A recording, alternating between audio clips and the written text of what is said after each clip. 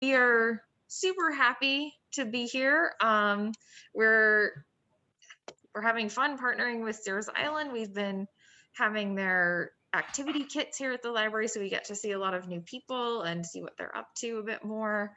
And we always wanted to host one of these talks, but we don't have a really big space. But fortunately, Zoom is a giant space, so we can have everybody on the library Zoom. So that's fantastic. So that's just a little bit of housekeeping. And you can put, if you have questions for Sandra, the presenter, you can put them in the chat window. Ashley's going to be monitoring that. And we'll just kind of have a question and answer period at the end. So do type them in there and we'll get back to you. And I'm going to turn it over to Ashley to introduce our speaker. All right, thank you, Sue. Hi, everyone. I'm Ashley McGuire. I'm the Outreach Coordinator for Friends of Sears Island, and we're excited to be hosting this program this evening with the Carver Memorial Library. And we thank you all for coming tonight and Sandra Mitchell for being our presenter. I'm just going to talk for a couple of minutes about Friends of Sears Island, and then we'll get started and get down to the presentation.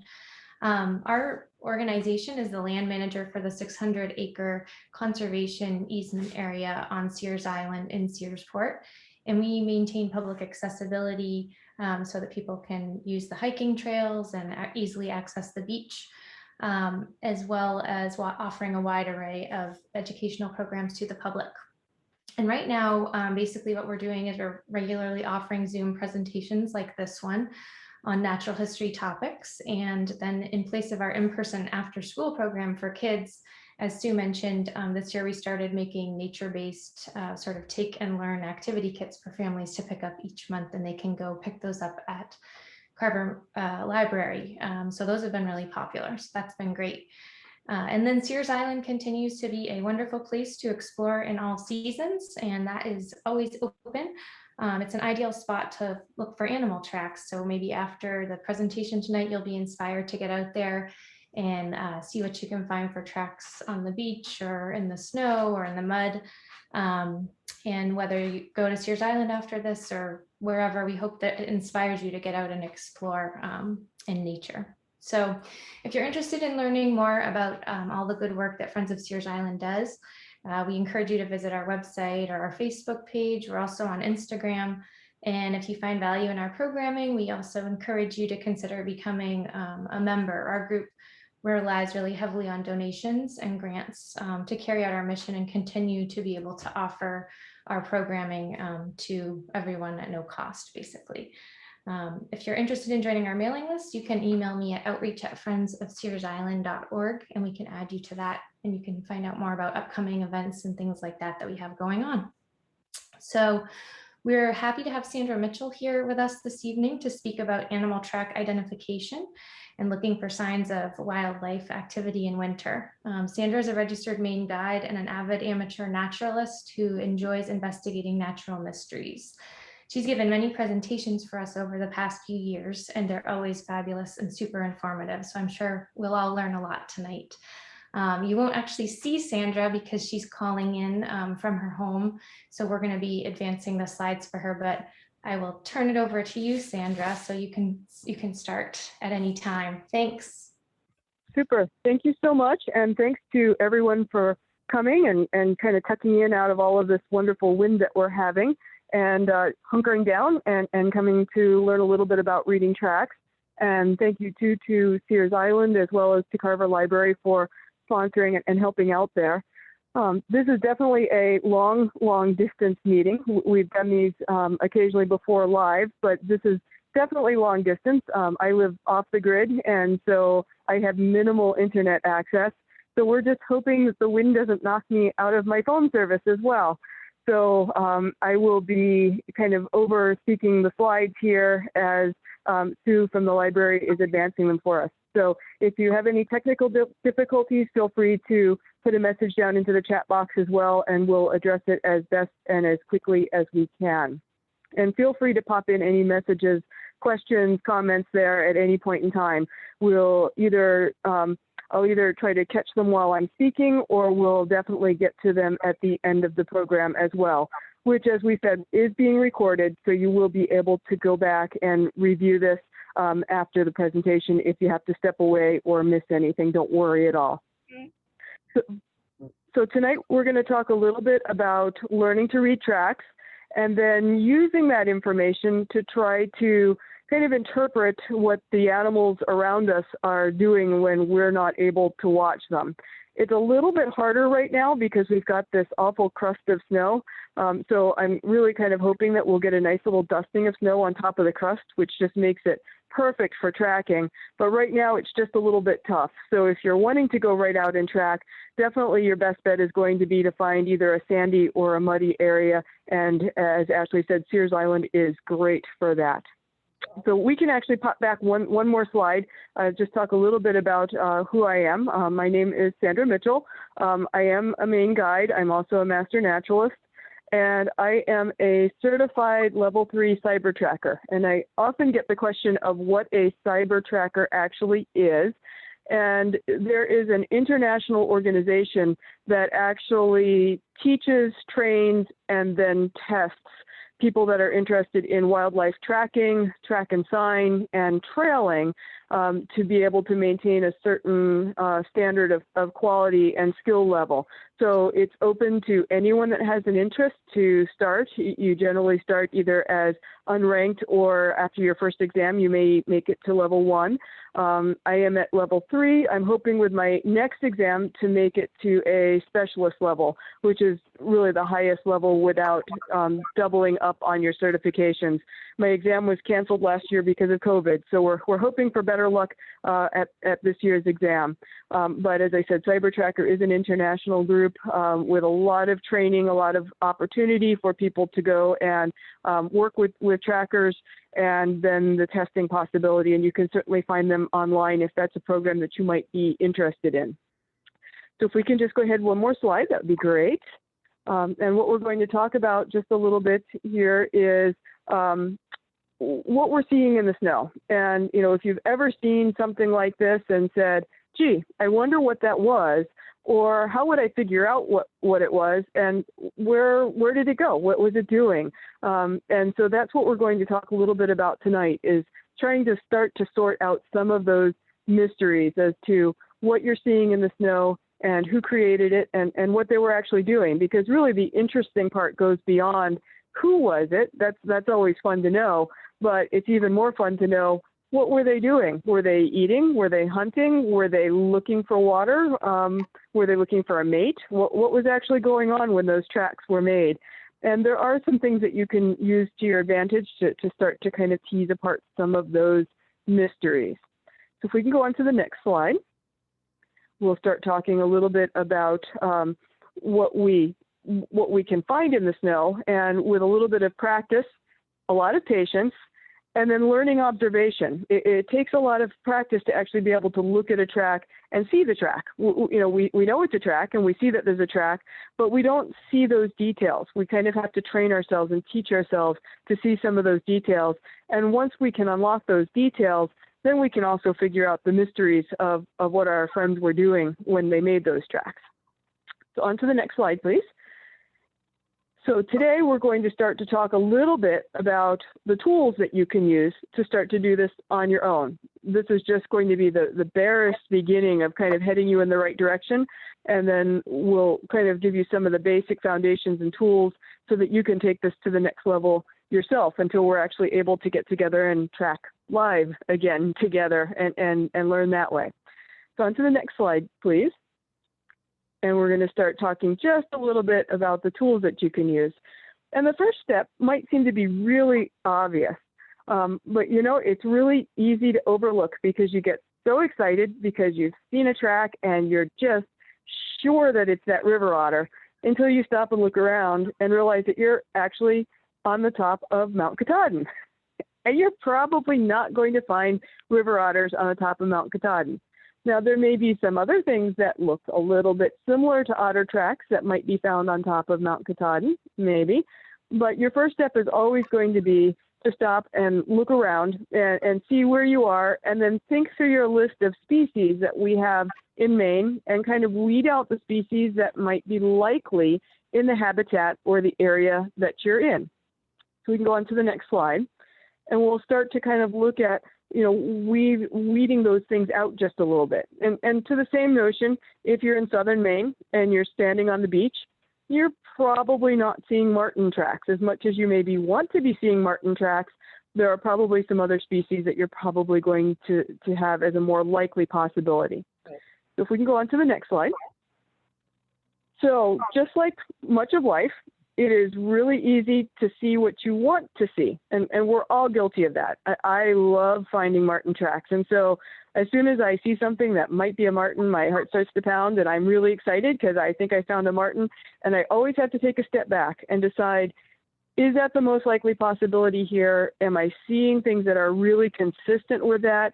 Or am I seeing what I want to see? Humans are fantastic at seeing what they want to see, what their mind is conditioned to see, or what they expect to see, but not necessarily what's really there. And really a big key to tracking is to step back and actually see what's really there and through an unbiased lens, and not just look at what you would like for it to be. Because as much as I'd love to see those lovely unicorn tracks running right through my backyard, it's much more likely that the neighbor's horse got out of his paddock again and is taking a walk through my backyard. So we don't want to see what we want to see. We have to actually get down to those nitty-gritty details. On to our next slide, please. So first things first. If you have seen a track that's not at all familiar to you and you need to find some sort of traction to get a starting point, often the very first thing that we'll look at is habitat. Because as I said in the very beginning, if you're on Mount Katahdin, you can eliminate an awful lot of things just by looking around at your habitat. And no matter where you are, there are species that you can very quickly rule in as likely, put as possible, and then rule out as unlikely, just based on where you're standing and where you're seeing that track. So you can make a lot less work for yourself by thinking about your habitat and knowing your natural history of who lives there and who doesn't. The next step, if the track is actually detailed enough and you can see enough detail in the track, is actually to count the toes. Believe it or not, the number of toes that we're seeing can be tremendously helpful in trying to rule in and rule out species, and again, reduce the amount of work that you need to do. The third step will often be to just pull something out of your pocket and measure the track. Not all of us are nerdy enough like me to run around with rulers in your pockets, but even if you have a dollar bill with you, or if it's a small track, a quarter, and then just lay it down next to your track and take a quick photograph with your phone of it. That will give you a really good size comparison of how big it is. And when you get home, you'll probably be able to figure out a reasonably good measurement of the track. And that goes to if you're wanting to ask someone to help you try to figure out the track. I can't count how many people have been sure that they've seen mountain lion tracks, but they don't have anything for scale in the picture. So it makes it really almost impossible sometimes to rule things in or out without knowing the size of the track. So as I said, even if it's a lighter, a dollar bill, a quarter, sometimes I've been caught out with nothing but my phone with me, in which case I'll just stick my toes into the picture and get a picture of it next to my toes. Just get something in there that gives us an idea of size. It will help you, and it also helps to condition your mind, because we're looking, for example, at a different size for a domestic house cat as opposed to a bobcat, as opposed to a lynx, as opposed to a mountain lion. All of those tracks will look very similar, but the sizes are going to be very different. So it also helps getting you thinking in the right direction. And then starting to get to the more advanced stages, we start to look at what gait the animal used or how it was walking. And then we start to getting into measuring the parameters of the gait. We'll talk a little bit about gait tonight, but we're actually not going to delve into it because that gets very complicated and can just completely blind your mind totally numb after a little while. And I don't want to do that to any of you unless you're really into tracking. Someday we may do a gait lecture, but we're not going to go into that too much tonight, so you don't have to start to glaze over yet. So again, habitat, count the toes, measure the tracks. Those are really going to be the three biggest steps. And as I said, people often don't think about the toes as being a major differential factor, but it actually can really help you a lot. And not only does the number of toes vary, but their orientation and how the animal is using them is all influenced by how the animal makes a living. Cats are going to walk very, very quietly with very, very padded toes. So they're going to have really big toes that are just really going to cushion and make them walk very, very quietly, as opposed to something like a porcupine who's going to use those toes to grip trees and climb. So they're going to have wicked long nails and really firm paw pads that aren't going to leave that nice big cushy track.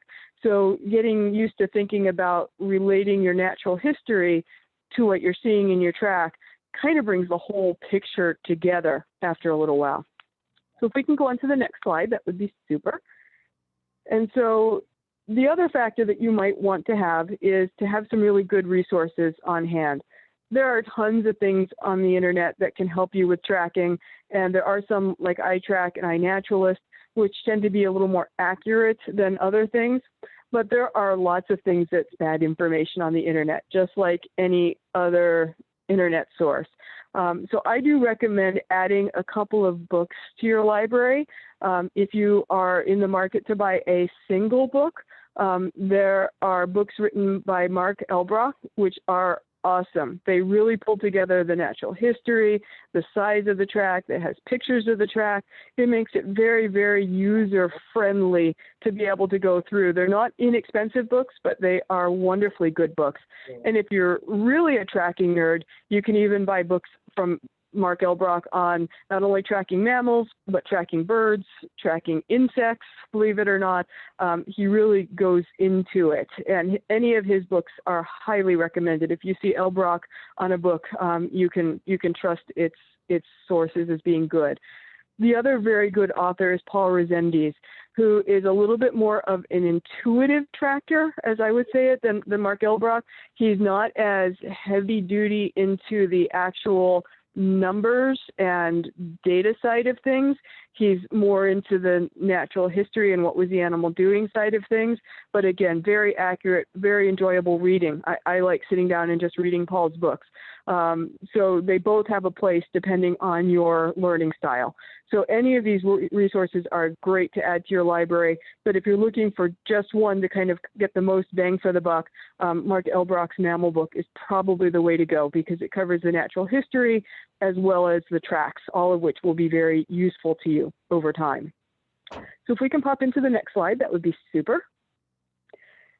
So then we're going to talk a little bit about each of these factors individually as we go forward.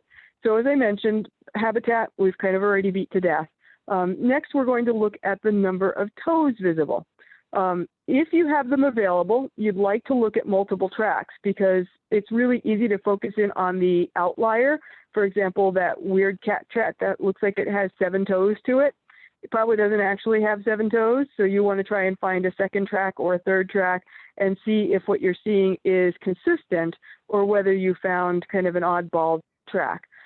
You really want to, when you're trying to figure out who it is, find a track that's representative of the species and representative of how the animal moves. So if you're finding 8 tracks that all look the same, and then you find a 9th track that kind of looks like 2 feet landed on each other, and you've got duck feet going in 2 different directions, don't try to sort out that duck-footed one. Look at the other ones that were more consistent. It will be easier. And then when you get into what was the animal doing, that's when you can get to the fun part of saying, where did that weird track come from? How did it do that? So don't forget about those weird tracks, but when you're working on your identification, find a good representative track. And then look at how the toes are arranged. Are they small and round? Are they long and skinny? Do they all point forward, kind of in the same direction, or are they pointing in markedly different directions, some forward and some backward? Do they line up with their neighbors, or are they kind of as one step further back? All of these little details are helpful in making your species identification. And just looking at the feet across the bottom of the screen here, you can definitely see that, you know, the orientation of these toes is all very different. And even if you've got kind of a sloppy track because we don't have great snow conditions or the mud was kind of slushy and the animal slid as it was making its track, you can see that you might be able to identify these animals not only by size, but also by how the toes are actually set up and arranged, and definitely where the nails are and how long they are. So those little factors really do make a very helpful difference in figuring out who is who. So we can go into the next slide, please. And then we'll look at these factors just a little bit further, as well as looking at some of the common species that you're going to see. Now, obviously, we have more species than this in the state of Maine, and I haven't even added in all the fun things like birds, which we see tons of tracks of this time of year, and insects. Sometimes the hardest part is figuring out, is this a mammal or is this a bird in the winter? In the summer, we start to add in all of the insect tracks and caterpillars and things like that, and it gets even more complicated. But this time of year, we're looking mostly mammal or bird. And then once we've kind of settled into that, we've got to kind of work our way into which one of these main groups does our animal fit in. And some of the common things that we're going to see, especially this time of year, will be bobcats, which can be a little bit challenging to distinguish from the neighbor's pet cats, because believe it or not, the tracks do overlap a little bit in size, and they look very familiar, or very similar, I guess I should say. But bobcats are in the height of their mating activity now. So wandering around, there's a good chance that you can probably find male bobcats looking for their ladies. And if you're really feeling into it, if you see a bobcat track or a cat track that kind of looks like it goes up and skirts a little bit over a rotten piece of wood, if you bend over and give that rotten piece of wood a good sniff, you may find where that cat decided to leave a little calling card to let the ladies know that he's in the neighborhood as well. And bobcat pee is very strong and very distinctive. And I have a male that's in my backyard who I think has managed to hit every single rock, stump, rotten piece of wood, and everything else in my entire backyard. I go out in the morning, I can smell cat pee as soon as I go out the door, because he's being fairly intense right now with his markings.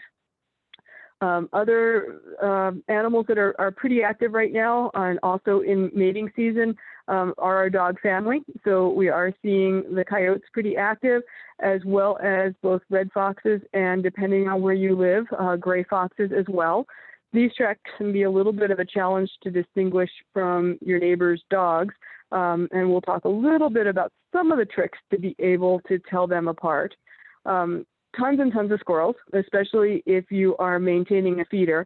And it's a really great way to learn your squirrel tracks, to put a feeder out, and then first thing in the morning after we've had a dusting of snow overnight, go out and be able to see a squirrel kind of dash across your yard and then dash along right behind it to check out its tracks.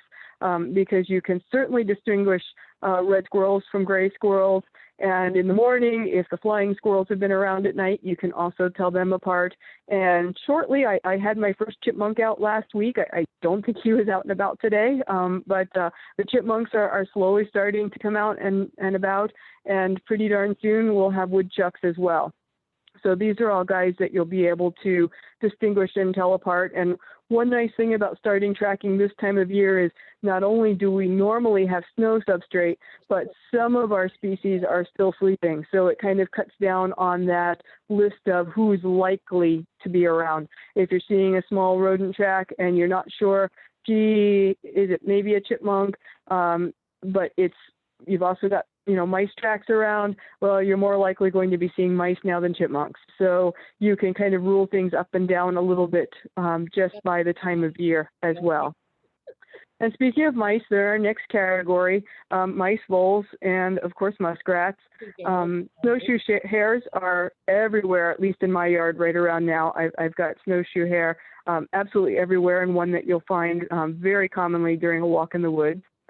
Some of my favorite to track and to follow are the fisher, martin, mink, ermine if you're in areas with small weasels, long-tailed weasels, and one of my very favorites, otters. They're awfully great fun to track. Sorry about the misspelling here, but raccoons are starting to be up and around, much to the terror of my poor chickens. But I am starting to see a few raccoon tracks here and there. Skunks, beaver, as we mentioned before, porcupine, And of course, deer and moose are things that you'll all be likely to see either now during the winter, or for some of these species starting to come up in a few more weeks as we start to have a little bit warmer temperatures. And I did see 50 degrees for next week, so that will definitely put some of the coons and skunks up and out about again. And you may have started to see some roadkill skunks around, and those are typically the males that get up first, and they start to get ready because it's also just about skunk breeding season.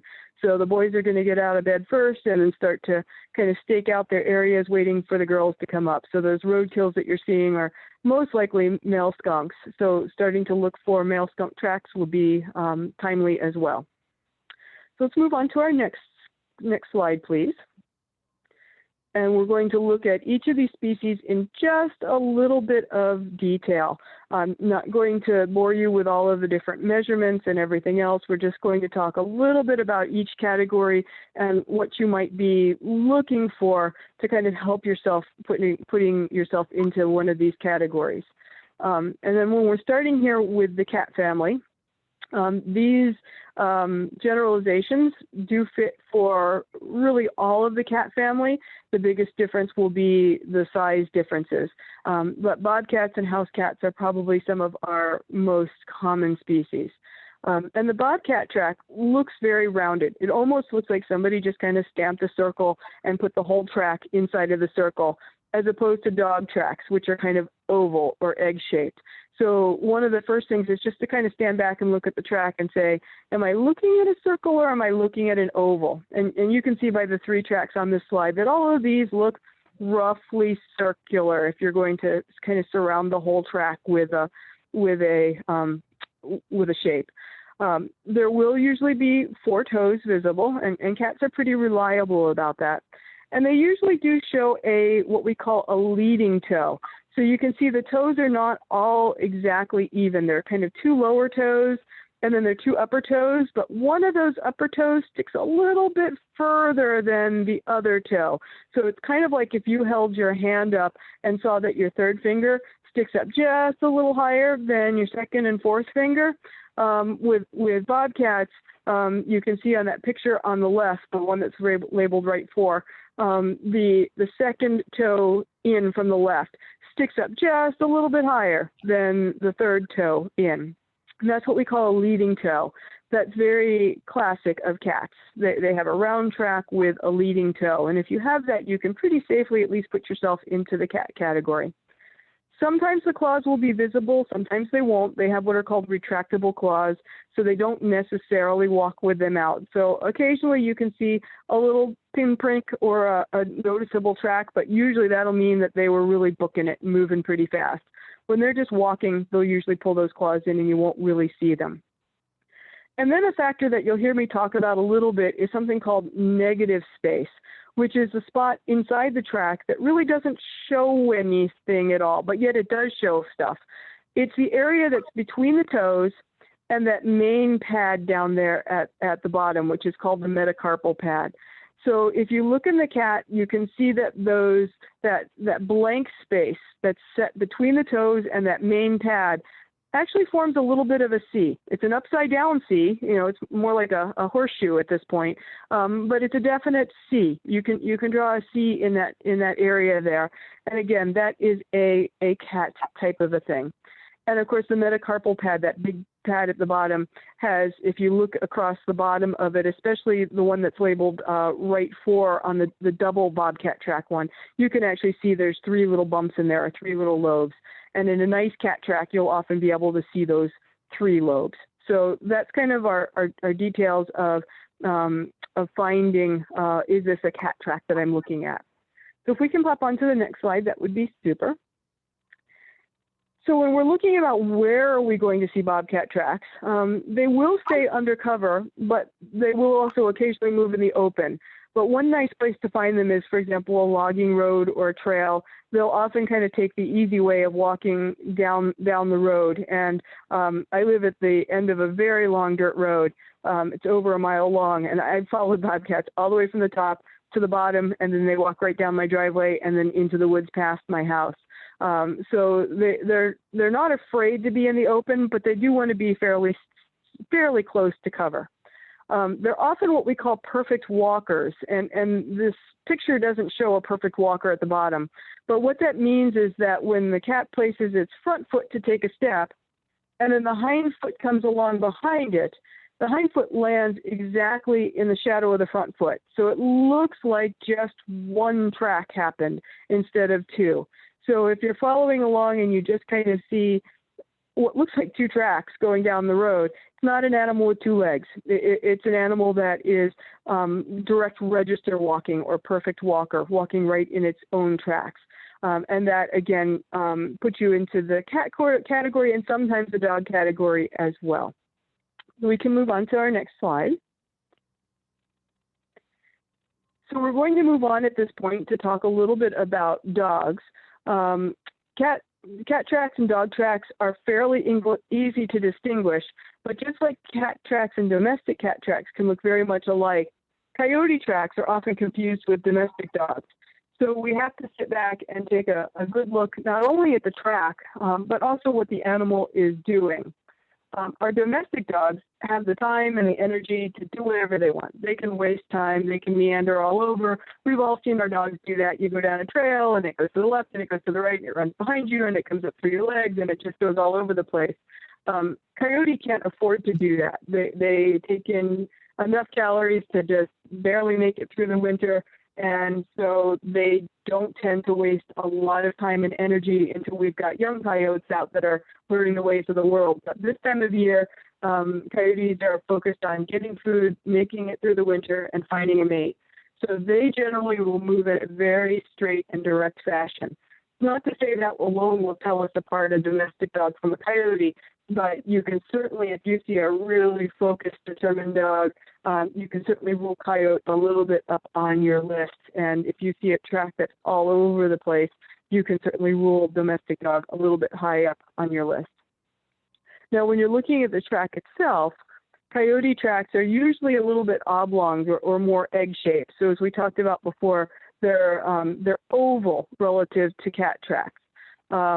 So coyotes will leave these oval tracks, but often they're also what we call the direct walkers or perfect walkers, where they will leave their tracks right on top of each other, which is a lot more efficient if you're moving a long distance in snow, because they're basically acting as if they're breaking their own trail. The front foot packs down the snow, and then the back foot lands in that same exact spot, and they don't have to pack down the snow twice. So it's a much more efficient way to move through the snow. And since coyotes tend to travel longer distances, it's really important for them to travel efficiently. So they will usually travel at a trot, which is a faster gait than a walk. And cats have more of a tendency to walk. They are chancing on their prey by surprise, and so they're just going to walk quietly through the woods and then ambush things as they come across them. Coyotes are going to do a lot more traveling, and usually that is going to be done at a trot in that direct or perfect walking style. We can go on to our next slide, please. So as far as the track itself is concerned, they will usually show 4 toes. That negative space, that space between the toes and that main metacarpal pad there, actually forms a little bit of an X.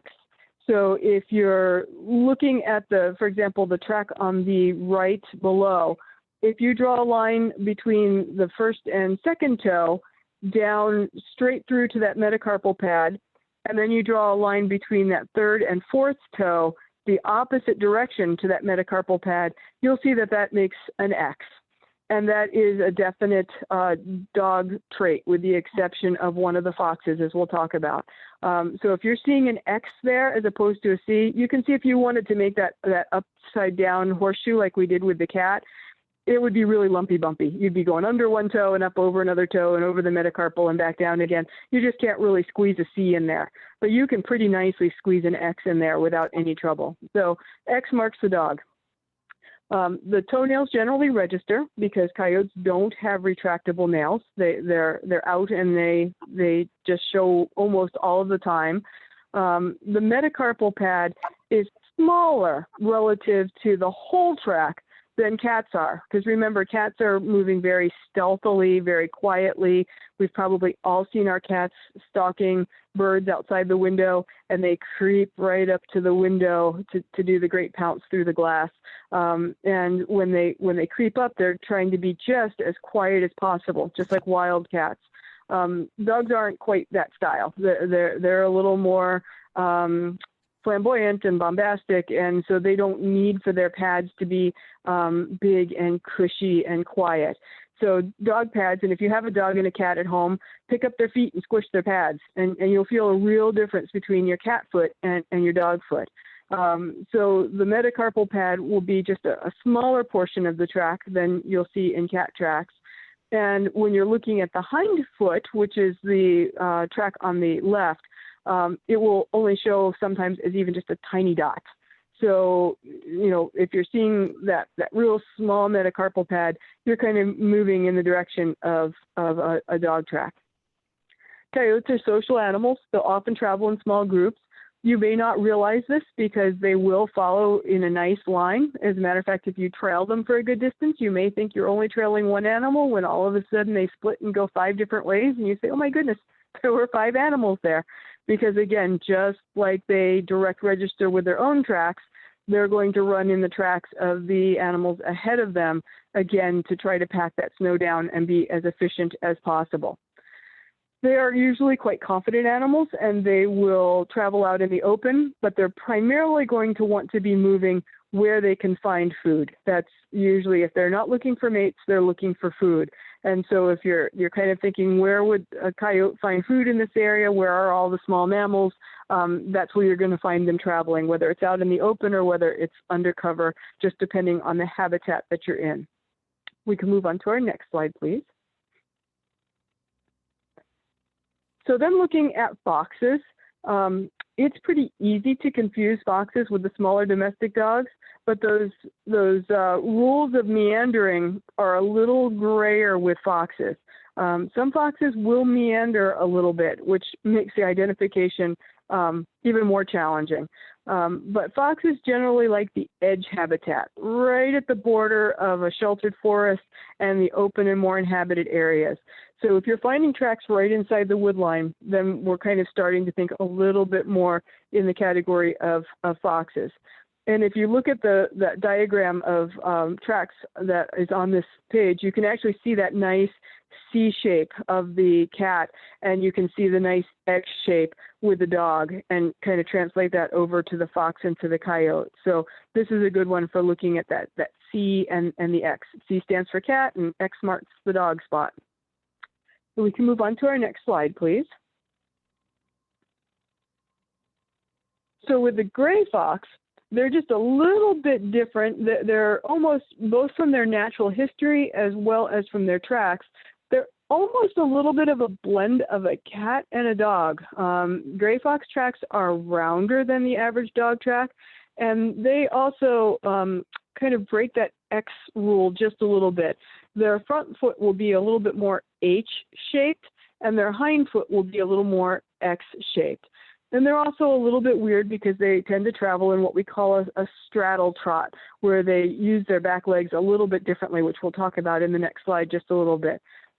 They can climb, so you may be following a trail and then all of a sudden have it disappear up a tree. That is very much a gray fox thing to do. Because they've got short little legs, they generally don't like deep snow, so they'll stay on the trails a little bit more. And both of the foxes tend to be a little bit more on the solitary side. Red foxes tend to have very blurry looking tracks. You can see on the lower left there, it's almost hard to tell where that lower metacarpal pad blends into the toes. They've got lots of fur between their toes, which blends things. But the front track, which is the one on the right of the, it should be more clear, the lower left photo, but the track on the right side of the photo, you can see almost a little straight bar, and that's what we call a chevron, a little flat bar there. And so if you find that chevron, then you pretty much do have your answer that you're looking at a red fox. So they're not always present. They're a little more visible in mud than they are in snow. But if you do see that chevron, then you've got your answer. And unlike the gray fox who uses a straddle trot, the red fox kind of kicks their hind end out to the side and travels in what we call a side trot, where all the hind feet are lined up on one side of the trail and all the front feet are lined up on the other side of the trail. So you kind of get this picture of a fox kind of running cockeyed down the trail, which they do, but it's just how their anatomy is. If we could go to that next slide, we'll talk about that just a tiny bit more. So because that gray fox has shorter legs, it has to kind of swing its hind feet out so that it doesn't collide with anything. So it kind of rotates. And when you're looking down the trail, the hind foot on one side will be on the left, and then it'll be on the right, and then it'll be on the left, and it'll be on the right. It's straddling that midline. Whereas the red fox, with its longer legs, will kick the whole rear end out to one side, and all of the tracks will either run on the left side of the midline or all the tracks will run on the right side of the midline. Happens with several of the foxes. Coyotes can do this as well. Some of our domestic dogs, if you're following a dog down a beach, you'll kind of look at it and say, that hind end is almost leading the front end. That's if you've seen a dog do that, that's a side trot. And if you go examine their trail, you'll see exactly what they're doing with their legs. And as I said, that's a very classic red fox type thing. We can go on to our next slide, please. So we're going to leave our cats and our dogs, and we're going to just do a brief view, because I know we don't have all night to do this, and I could talk tracks all night. But we're going to do just a brief view of some of our other common species that we're going to see. So what we're going to think about next are our category that we would call bounders, or the animals that actually leave bounding tracks when they run, such as the chipmunks, the woodchucks, and all of our squirrels. Each one has their own trail and their unique things about it, and you can spend hours and hours and hours studying squirrel tracks, and we're not going to torture you with that here, but if you have an interest, you can definitely spend some really good time right around your feeders where you know who made the track, and get some good studying in on squirrel tracks, and it's actually pretty fun to do. Let's go on to our next slide. So our winter mainstays tend to be our red and gray squirrels. And you can definitely, depending on where you are, still find the flying squirrels, but most of the squirrel tracks you're going to see are the red and gray squirrels. So these squirrels tend to bound on the ground, which means that our hind feet may appear next to, or actually even in front of, the front feet. So if you look at the picture on the lower left, the tracks near the top of the picture are actually the hind feet. They're the bigger tracks. And the tracks at the bottom of the picture are the front feet. So when the squirrel was moving, what it did was it was bounding. We can all picture kind of a squirrel going across our yard with that kind of leaping behavior. But it landed on the front feet. And then the hind feet swung around and planted themselves in front of the front feet. It pushed off with those back feet, and then it landed again with the front feet, and the hind feet came around, and so on and so forth. So if you watch a squirrel go across your yard, you'll notice that those front feet land first, the hind feet swing around in front of the front feet, and then they push off with those hind feet, and that's why we see the hind feet kind of out in front when you look at the tracks. Or if you look at the one on the right, the hind feet actually landed right next to the front feet. So the front feet are in the middle, and the hind feet are on the outside. So those front feet still came down first, and the hind feet came down right next to them as it then went and bounded off. Now, when we're comparing them, we all know that gray squirrels look a lot bigger than red squirrels, but their track sizes actually overlap a fair bit. So you'll have to look at them fairly closely. But what we use really heavily is the trail width. So, for example, if you draw a straight line around the outside edge, for example, of both of these, of the left hind foot, and then you draw a straight edge down the outside edge of the right hind foot and measure across that, that's your trail width. In other words, how wide is this trail from edge to edge? And that is a little bit more distinctive. There is still a little bit of overlap between them, but the wider of the two trails is more likely to be your gray squirrel. The narrower is likely to be your red squirrel. And of course, there's some other distinguishing factors if you really want to get into it. But the trail width is the quick and dirty way that you can tell those guys apart. If we can go on to our next slide. and then we'll talk a little bit more about some of our common winter species, which are the mice and the voles. We have multiple species in Maine, multiple vole species, and of course we have several different types of mice. And probably our most common winter tracks do tend to be mice. They often will run on top of the snow, which is how they very quickly become owl dinner. They'll leave those bounding tracks, much like we talked about with the squirrels. So if you see at the top, those feet at the top are actually the mouse hind foot, and the feet at the bottom are actually their front foot. But one of the things that mice will often do, because they have that nice long tail, is they'll leave kind of a tail flap as they go. So if you see in the picture at the lower left, there's a little line that's kind of connecting each of those sets of tracks. And what that little line is the tail drag. When it bounded, the tail kind of hit the ground and helped it pop back up again, and it left a little flat mark on the ground. And if you're seeing a nice long tail flap, then you kind of know that you've got a mouse that left that trail generally. As far as voles are concerned, they tend to be a little bit more subtle because they will go through the snow at a trot. So they don't generally bound. They'll trot more like the coyotes will until the snow gets deep, in which case they're kind of smart and they don't want to be owl food. So they'll start to tunnel. So when you start to see the snow melting and you see all these little tunnel tracks that are kind of melting open in the snow, that's areas where typically, most commonly, voles have hung out over the winter. And if you explore those a little bit, you can actually find little latrines where they've left a pile of scats.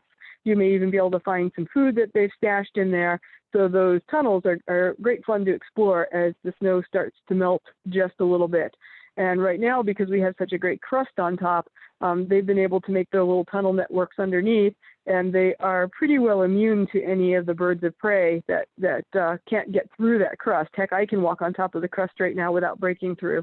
So, very few species are going to be able to break through that thick crust that we have to get to the voles who are doing all of their tunneling underneath. But once it starts to melt, you'll be able to see all kinds of neat stuff in there. So if we can go to our next slide, that would be great. Snowshoe hares. Snowshoe hares are great fun. They are our best and hardest species sometimes because they're very easy to misidentify. You'd think, who can miss a snowshoe hare track? Well, they can look like fishers, they can look like coyotes, they can look like all kinds of things. They have those really, really furred feet. That's why they act as snowshoes. And they can spread them out hugely. So they can be nice little narrow tracks, or they can be hugely wide tracks, which is one reason that they can look like a lot of different species. They will usually bound. So again, the hind feet are the ones at the top of the picture, and the front feet are at the bottom. But as opposed to having their feet side by side like a lot of the squirrels will, they'll often have their front feet one in front of the other. And so you kind of see this two at the top and then one underneath it. And that is very characteristic of a snowshoe hare. Now, sometimes the red squirrels will do that as well, but if you're looking for consistency, the snowshoe hares certainly do it more often. And of course, they're going to have much larger tracks than, for example, the red squirrel will have. If they're being chased, they're going to zigzag. And they will often form very noticeable runs. They don't tend to follow trails very much. They'll create their own trails through the woods. So often you'll find a really packed down, heavily used area, and that's kind of where they beat down the snow so that they can make a quick getaway if they need to without having to deal with thick snow. They kind of create their own trail.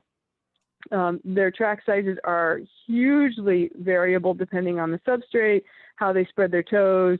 And as I said, they can be very hard to identify sometimes. But looking at their frequency can help you determine, is this most likely a snowshoe hare, or is this most likely something else? Because they'll have cyclic populations. And every 7 to 9 years, there'll be snowshoe hares all over the place, and then they'll drop, and then they'll come back up again. And that may actually be tied in with our lynx populations and a few other things. But if they're really frequent and you're puzzling over a track, certainly always leave snowshoe hare there as a possibility. So we can go on to our next one, please. So fisher and martin, these are always fun to find. I love tracking weasels. They are busy, they have a lot to do, they go all over the place. You never quite know what a fisher is going to do when you're tracking it. It may suddenly disappear up a tree and show up 10 trees later, and you can often find kill sites and feeding sites and caches, and it's a great day if you can get onto a weasel trail and follow to see what they've done. But most of the weasels will have 5 toes on each foot, and they're kind of in a nice curved arc. They'll move in a couple of different gaits, but often it's a modified bound or a lope. They're not always completely regular like the picture on the right. They'll be often a little more erratic, but if they're moving to get across something quickly, like an open field or something else where they don't like to be, they'll do this kind of very regular pattern, 1, 2, 3, 4, 1, 2, 3, 4, 1, 2, 3, 4, just to kind of get themselves across it. A lot of the track sizes overlap with the weasels, so you're going to kind of need to pick apart habitat and behavior to help you in telling some of these guys apart, unless you've got, for example, large male tracks. The species is dimorphic, so you will have much bigger male tracks than you have female tracks. And so if you've got a big male that you're following, makes it a little bit easier to kind of determine which species you've got. And then, of course, you can find that they've climbed or jumped down out of a tree, and then you find the kind of the whole body printed in the snow. They'll disappear down holes. They can just be really erratic. So if you're looking for an entertaining afternoon, following a fisher to see what it did for the day, really can be quite interesting. So if we can pop onto the next slide, that would be great. So all of these littler weasels in the weasel family will kind of do the same erratic exploring movements. Let's go here. No, let's go there. Let's go there. Let's go under this hole. Let's go under this rock. Let's go through this log. So they just explore and they go everywhere. They're looking for their prey, and they're going to kind of startle their prey into moving, not by waiting and ambushing like cats do, but more in the style of dogs, of kind of stumbling on them and then going for them once they've stumbled on them. So they just explore every possible little spot they can to try to find where the prey is. They can often swim, so you'll see tracks entering and leaving the water. Other than breeding season, they'll usually be solitary. If there are multiple and they look like they must be mustelid tracks, start thinking otter, because otters will move in groups, but most of the time fisher, which looks very similar, will be by themselves. Mink will often slide down the hill like otters do, so you can just kind of see them get to the top of the hill and say, oh, let's go, and slide down. So again, they're fun. And of course, mink are also associated with waterways and stream beds and watery areas. So if you're finding what looks like weasel tracks and they're right around water or they're going in and out of water, definitely leave mink right top of your list. We can go on to our next slide. So otter are great fun. I've got an otter family that lives here on my property, and I love watching them during the winter. It just looks like they're having such a great time, and you know they're just doing the business of being otters, but they really do look like they're having fun because there's just slides everywhere. Sometimes they even slide uphill, which is great. But otter and fisher tracks look very similar. So that's another situation where you have to look at the habitat. Are you near water? Are you between waterways? Are they maybe going from one water body to another? What were they actually doing? Are they loping and just kind of making tracks from one body of water to another? Or do they look like they're hunting? Fishers will hunt on land. Otters usually will not. If you look closely at otter tracks, you can often see a little bit of webbing. You can see that in the sand picture in the upper right with the track that's marked right. You can see there kind of between the second and third toe, you can see a little line for webbing. And again, between the fourth and fifth toe, a little sign of some webbing there. So if you're seeing webbing, that kind of moves you more towards otter and away from fisher.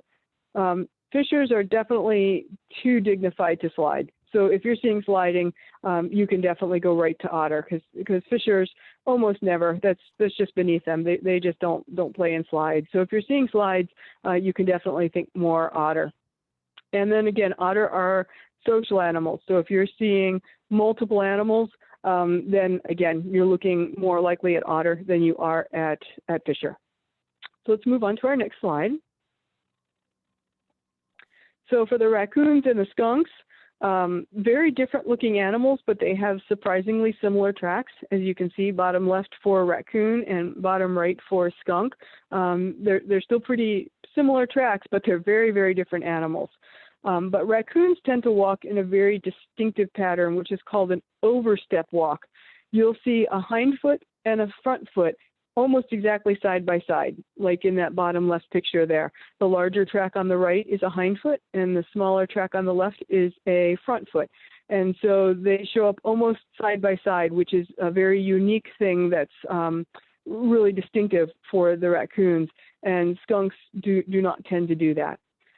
Raccoons, of course, are found near water, and the skunk tracks are much smaller than raccoon tracks, which are on the larger side. Skunks move in a lope, but they will occasionally stop and walk to explore. And for obvious reasons, skunks are pretty confident, so they'll move right out in the open. They kind of go where they want because they know they've got some weapons that not too many animals are going to take on. So skunks do tend to move about in a much more confident manner than many other species will. Both of these guys in deep snow, which, you know, this time of year they will be out and about on warmer days, even when we have some deep snow, can walk in that kind of direct register pattern, which makes it easy to mix them up with species such as bobcats and fishers and so on. Matter of fact, raccoons are kind of the great pretenders. They're almost right up there with snowshoe hares. Their tracks can look like so many different other species. When in doubt, keep a raccoon in your possible list of mixes for species. So if we can move on to the next slide, and we're going to look at two animals that look very, very similar, but have very different tracks. So just the opposite of the last set that we were looking at. Beaver tracks sometimes are harder to see because they drag their tail along behind them. But if the hind tracks are there, as you can see by that picture in the lower left, their tracks are just massive. So when you see a beaver that's been walking, and you may even see them in snow, if you can get to see one of these hind foot tracks, it's very impressive. Whereas the muskrat track looks much more like rodent tracks, where in the hind foot, the three middle digits, kind of like the digits of our hand, will all face pretty much forward, and 1 and 5, like our thumb and pinky, will face off to the side. So it's very much like our hand when you're spreading out your thumb and your pinky and leaving your 3 middle fingers together. That's kind of the format of a muskrat track. But one of the cool things of muskrats is they have stiff hairs that are attached to their toes, which makes a nice little ridge, which kind of almost gives them flippers when they're swimming. So sometimes if you find these tracks nicely in the mud, you can actually see these ridges in the snow, which is pretty cool, or see it in the mud, especially if they're walking on the edge of the bank somewhere. So we can move on to our next slide. So porcupine, everybody's favorite, the porcupine.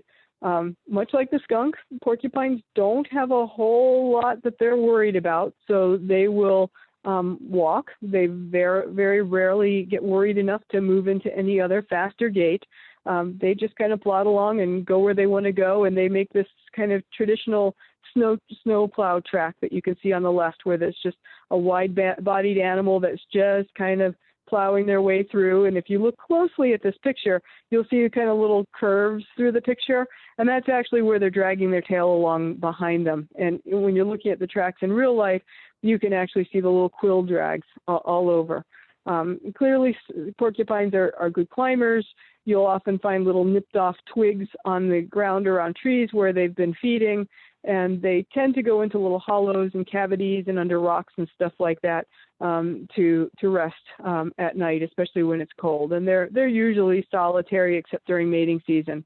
But they'll often use the same runs, and they kind of create these deep snowplow furrows to move back and forth. If we can go to our next slide.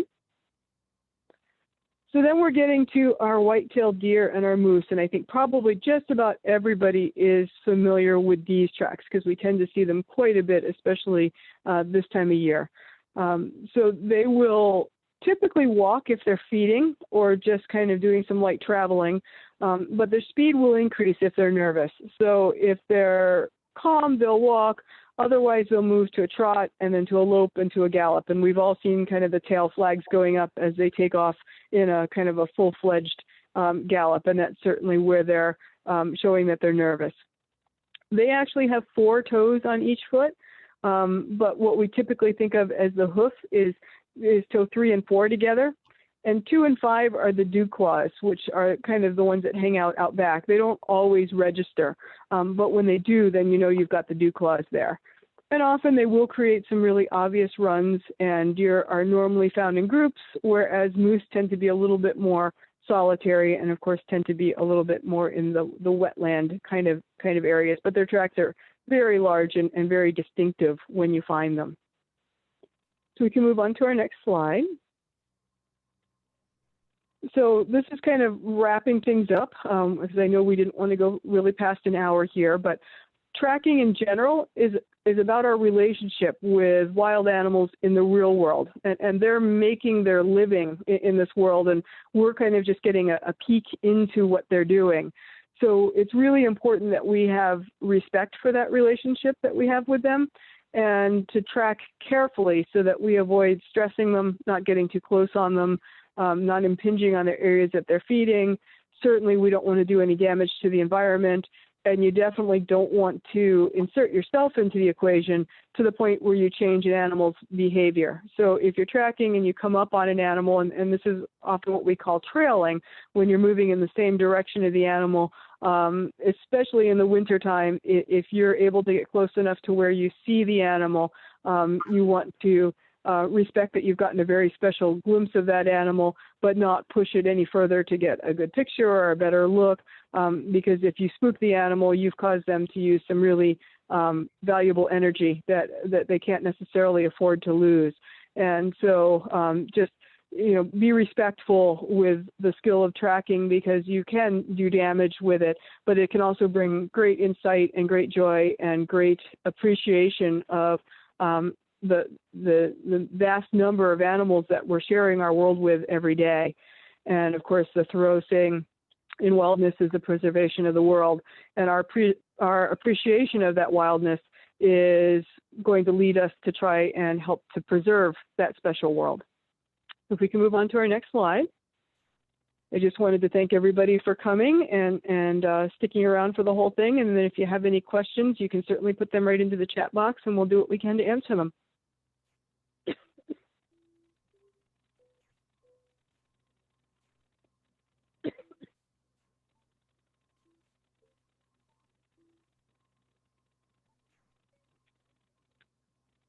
Looks like it's quiet for questions, so either I put everybody to sleep or we covered enough that you feel like you have some place to get started.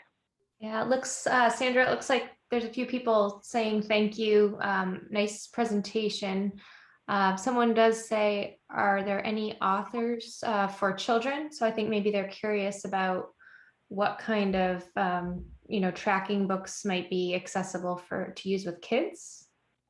Mary Holland has a few books. They're not specifically detailed to tracking, but for example, she has one about a beaver's life that is just really awesome for kids. So I would look to Mary Holland's resources as a starting point. It won't necessarily get you right directly to tracking, but certainly gets kids into the natural world beyond a doubt. All right. And I see a question about a bear track. And the bears are definitely out. I have had bears already take down my feeders. So yes, it is definitely possible for the bears to already be out. Someone said they missed and were curious about what general area you live in, since you see so much wildlife. I'm just outside of Bangor. So I'm in kind of a part of the Penobscot Experimental Forest area, which kind of extends through over and into Bradley. And I've got about 4,000 acres surrounding me. And so I'm lucky to see an awful lot. And I saw a question on the author, which is Mary Holland, Holland. She also has a fantastic blog that you can subscribe to, and she sends out I think it's called Naturally Curious, and she sends out a little natural history thing every day, and she's very insightful. It's great fun, and that was for adults, but she has a book series for kids too. Great, thank you, Sandra. Someone else wants to know, what is the most interesting or unusual animal track that you've found? Oh gosh, I don't know. There's been all kinds of really cool things. I really like doing in the, this sounds really nerdy, but I really like in the fall tracking caterpillars in mud and trying to determine which caterpillar made the track. I spend a lot of time on my hands and knees in the mud looking at caterpillar tracks and picking up frass and trying to tell who did what. So I guess I'm nerdy that way, but I really enjoy tracking any of the larger mammals, especially if I'm going to trail for a day to see what they did. As I said, it's an awful lot of fun to trail a weasel, or I've gotten to be good friends with my little male bobcat out back. I trip him at I have a lot of trail cams out. And so I actually get to see him and know what time he went through and then follow his tracks. And so that's probably one of my more favorite ways to spend a day. Someone is asking, have you ever come across a wood rat? I have not, at least not in the state of Maine. So we do have a number of Norway rat species, and they're surprisingly large when you look at Norway rat tracks. But I can't think that I've ever tracked a wood rat per se. Okay. Someone else wants to know, how do we tell the difference between a fisher and a martin? A lot of that is going to be size. The martin is going to be significantly smaller than the fisher.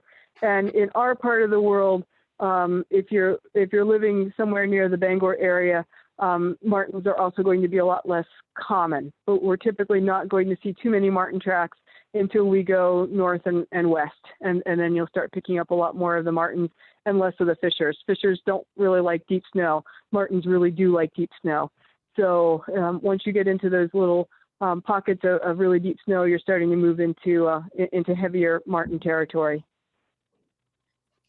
All right. Another similar question. Well, this is about the size difference. What's the size difference between a house cat and a bobcat? And there's a lot of overlap there. A large house cat and a small bobcat will be quite similar. A larger bobcat is a little easier to distinguish, but there's definitely a good range of overlap. So it does come down to taking careful measurements of multiple tracks, looking at how much fur is on the toes, and of course looking at your habitat. If you're right near a neighbor's house, you're probably a little more likely to see a house cat if it's marginal as far as the size is concerned. Some of them you can't always tell apart, but there is a lot of overlap with house cat and bobcat, so they're a little tricky. You have to be careful with those two. Okay, thanks. One last picture. Someone's asking if they wanted to send you a picture of a track to get identified. Is that an option? Yeah, I'm always happy to try and identify tracks as long as there's a good picture with no angle, kind of straight down on the track, and something for scale in the picture, even if it's just like a dollar bill. It's always fun to try to figure out what people are seeing. So I'm always happy to try and do that. All right. And can people reach you through your website, Sandra, or what's the best way to do that? Probably the website, yeah. Okay. And that's what wildlinksnature.com, is that right? Yep, you got it. Okay. Well, thank you so much for being with us tonight. It was really informative and educational as always, and I think we all learned a lot. So well, thank you for having me. It's always fun to have a group that likes tracking almost as much as I do. All right. Well, happy tracking, everyone, and thanks again. Have a good night. All right. Good night. Thank you, everyone, for coming.